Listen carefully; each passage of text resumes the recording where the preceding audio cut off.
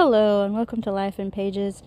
Today I will be going over Son of a Witch by Gregory Maguire, which is the second book of the quote-unquote Wicked Years, and it follows the, if y'all don't know that, then it is the second book that's right after Wicked, which is the book that inspired the Wicked the musical. So, I went ahead and read the second book. And I'm not gonna lie, part of me is still very much digesting it. But let's just get into parts of it. This basic introductory. So again, it's the second book of the series. It is a little confusing at first because of how he goes about telling it, because he does it very similarly, to how we did Wicked, which is using other people's perspective. However, he kind of stretches it out a little bit more, in the beginning. So if you're confused on like who is the main perspective of it, it's okay. I feel like that's normal in this book. So just hang on until until it becomes very clear. Just gonna put that out there because I almost stopped, but luckily I just kept trucking through and be like, oh, okay, there it is. So just a heads up on that. However, the book is mainly about, like it says in the title, the son of the witch, which is Lear. And it's just mainly a coming of age type of story. He's just trying to figure himself out. That's pretty much majority of the book is he's figuring himself out, very similar to how the Wicked of the West, or Elphaba, is trying to figure herself out in the first book. However, Elphaba, or the Wicked Witch of the West, knew who she was a lot faster than the main character in Son of the Witch, which is Lear. He is more of the type of character that we see every day on the street, which again makes him more relatable. But there's just sometimes where you kind of just want to choke him. And yeah, there's just some moments where you just kind of want to choke him, due to stupidity reasons. But anyways, I will let y'all know that, again, I try to avoid spoilers, and the reason why I'm partly still pondering over this book, even though it's been a good couple of days, is I don't know what is up with this author, but he really likes his sex scenes. And I don't normally read sex scenes. I don't normally read that kind of stuff. So this will probably be counted as a spoiler. So if you all want to skip ahead, please do so. But this I will also use as a trigger warning as well, because again, it goes into adult. Son of Witch also is very much adult themes. That follows the Son of Witch, which is Lear. And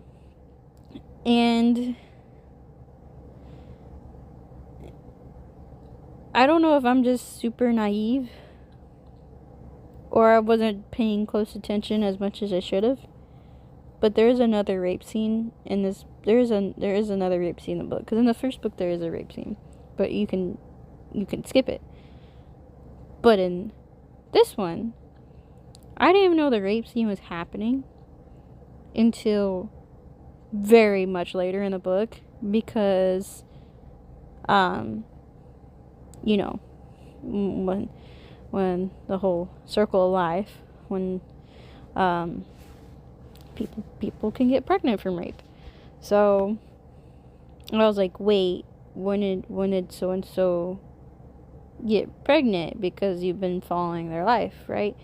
And I was like, oh no, don't tell me. Oh no.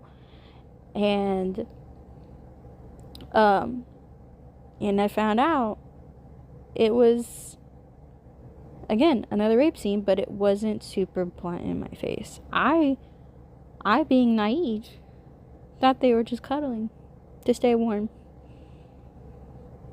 Not the worst case scenario.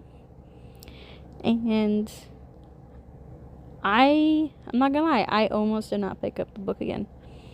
But I was like, okay, I found out when I'm like clearly a little bit over halfway from the book, right? I'm so close to being done. The least I can do is finish the book and see what happens to this character instead of just like leaving it at this point, because I made it through most of it when it dawned on me, and I'm glad I finished it. I just don't like the fact that I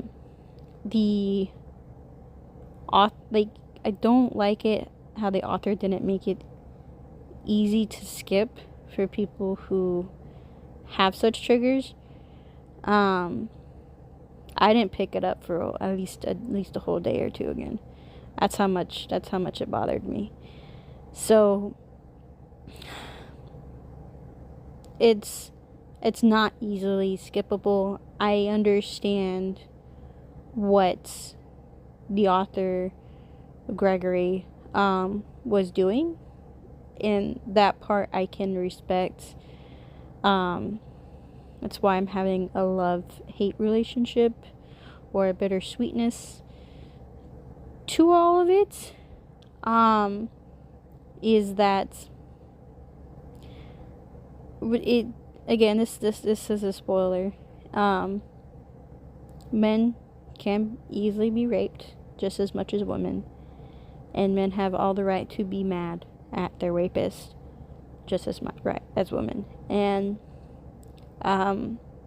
I do appreciate that the author did go into how degrading it can be for men to be raped, and how some of them will take it. And Lear had all the rights to respond the way he did. So I know it's not uncommon for such rape things to happen to stay warm. And it's like, do you guys both die, or do you get raped and you all both live? And I hate rape. I don't like the fact he got raped. I do not like it. I absolutely hate it. But I'm like, okay, I gotta treat it like how the character is treating the scene itself, because it's not happening to me, it's happening to him. And so I had to take that step back and be like, it's not happening to me, it's happening to him. And I'm actually pretty proud on how he handled it happening to him. I'm just impressed on how he handled it. He did it. He did stuff out of anger and all the other emotions like that. And I don't blame him. But the kindness that he still showed, and the love that he still showed, is just astounding to me. And it's like, okay, I know this guy has been through so much bull jive, and for that to happen to him, just, and he's still being, like, obviously it doesn't help with him trying to find himself, but for him to still be to me an underlying good character, just like in his own way is heartwarming, is just so astounding to me. And I'm just like, okay, if he the character can do this, then so can other people who have been through similar situations. And I know some people have and some people haven't. I know everybody responds differently, but Lur, in a sense, does provide hope when it comes to such situations. And again, he's just like, he's very much, he's more like everybody else just outside on the street. He's just trying to live his life, and he's just trying to figure out who he is. And it's partly why I love the character. He's just literally there. He's just happy to be alive. So sometimes, but there's like the rape scene is what honestly is the part that bugs me, and the part that I have given a lot of spoilers about. But the overall book is just literally a coming of age story, and it deals with more of the politics that's happening in the world and the fallout of Elphaba, or Elfie, or the Wicked Witch of the West dying. It's dealing with all of that. So while I think it's very interesting that the author ties Lur, which is the son of the Wicked Witch of the West, or Elfie. I find it interesting that he ties the world of Oz trying to figure itself out again with Lur, who is also just trying to figure himself out again. And it's very interesting. He doesn't really hide it, but it's very interesting that he does.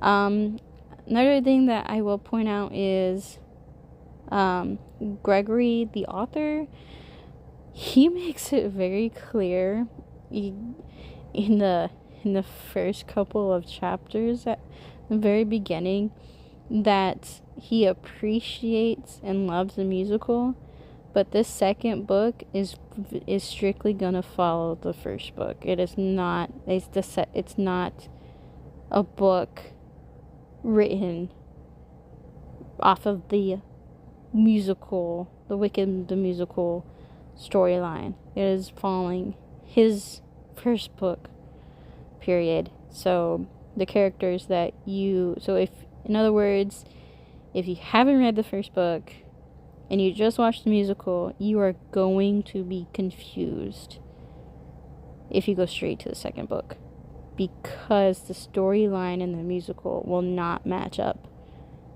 to the second book. So I honestly thought that was funny of him. I find it funny, oh, that's clever, and making it clear very early on that making it very clear early on that if you want to keep reading, you should probably at least get Spark Notes version or something of the first book, so that way you're not going why is so and so doing this? That makes no sense. So definitely read the first book if you're going to read Son of a Witch.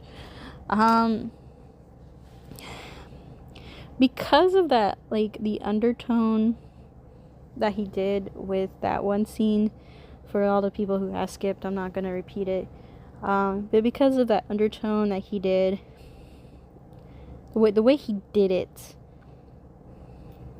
I'm not going to put this book as the same level as Wicked.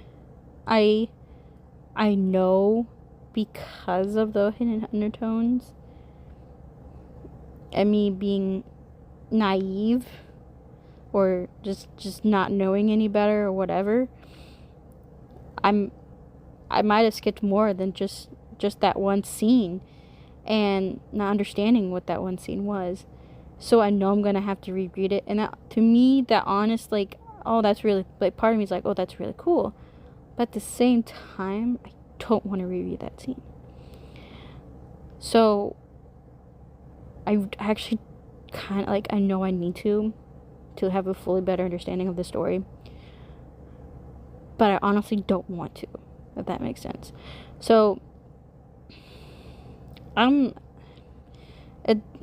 this is the part that's hard, is that I'm going to have to rate this at like a 3.5 pages out of 5 pages, or 3.5 stars out of 5 stars,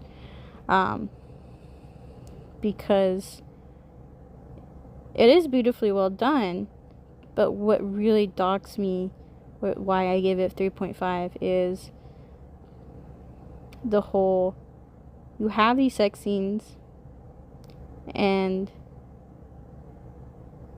I'm not everybody's into that, and I understand why you're doing it, I understand why you're putting it in there. I don't like being misled in that way, and I don't like having to feel like I have to reread the whole book so I can understand it better. And I know that ties into the overall scene of the book, but I would have enjoyed it more if I was able to not be extremely triggered by such events, or such a event. His beautiful wording and wordplay and all that stuff did not save him from getting like a 5 out of 5 pages. It's how he used that wordplay I don't like how he did it. I appreciate how he did some stuff, but honestly, I will be keeping this book, but I'll only be keeping it because it follows up Wicked, and because I do relate to Lear, and I do